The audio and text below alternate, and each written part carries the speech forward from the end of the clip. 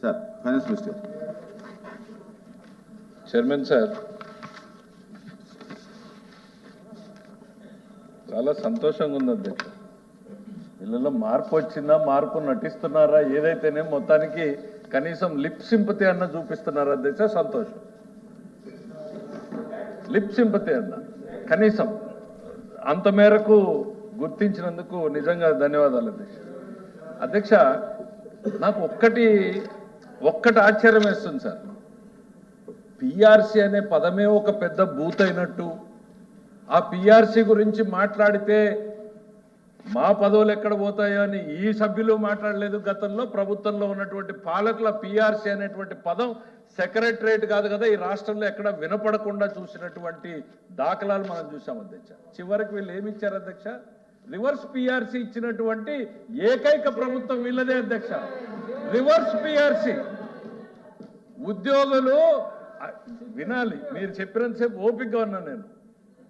ఉద్యోగులు, అయ్యా మీ కొత్త జీతాలు వద్దు, మాకు పాత జీతాలు ఇవ్వండి, చంద్రబాబు నాయుడు గారు 2014-19 మధ్య ఇచ్చిన జీతాలే ఇవ్వండి అని అడిగితే వాళ్ళను కూడా బెదిరించి సంతకాలు పెట్టించినటువంటి మీరు ఈరోజు పిఆర్సీ గురించి అవ్యాజ్యమైనటువంటి ప్రేమలు చూపిస్తా ఉంటే అదేదో చెప్తారు, తల్లికి ఏమో చేయనాడు పిన్నమ్మ గాజులు కొనిస్తానన్నట్టు. సార్, ఇంకో మంత్రి పేరు చెప్పొచ్చు సార్. మీకు 15వ తారీఖు అన్న జీతాలు వస్తున్నాయి, సంతోషించండి అని స్టేట్మెంట్ ఇదే ఫ్లోర్ లో ఇచ్చారు అధ్యక్ష. రికార్డులో ఉన్నాయి అధ్యక్ష. 15వ తారీఖు కన్నా జీతాలు ఇస్తున్నాము, సంతోషించండి అని ఉద్యోగస్తుల మీద హేళనగా మాట్లాడిన వాళ్ళు. అధ్యక్ష, వీఆర్ కన్సర్న్. ఎస్, మీరు గుర్తించారు. On the floor of the house చెప్తున్నా, ఈ ప్రభుత్వ మార్పులో ఉద్యోగస్తులు కీలక పాత్రను పోషించారు. రాష్ట్రం మీద ప్రేమతోటి, తమ భవిష్యత్తు మీద ప్రేమతోటి, రాష్ట్ర భవిష్యత్తు కోసం ఆలోచన చేయగలిగినటువంటి శక్తి ఉన్నటువంటి వాళ్ళు కాబట్టి ఇవాళ ఏ పరిస్థితుల్లో అధ్యక్ష బకాయిలు 30,000 కోట్లు అంటున్నారు. కాసేపు పక్కన పెడదాం అధ్యక్ష. అది 27,000 కోట్ల 30,000 కోట్ల. ఎవరి వారసత్వం అధ్యక్ష ఇది? ఎవరి వారసత్వం అధ్యక్ష ఇది? మేము ఆ రోజు వైట్ పేపర్లో ఇచ్చింది 21,000 కోట్లు అంటే కాదు, 23,000 కోట్లు అని ఉద్యోగ సంఘాలు ఆ రోజు మాకు వచ్చి చెప్పాయి. ఇంకా మీరు ఇవన్నీ మిస్ చేస్తున్నారు చూడండి.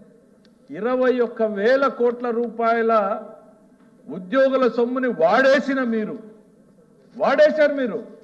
You have use that money.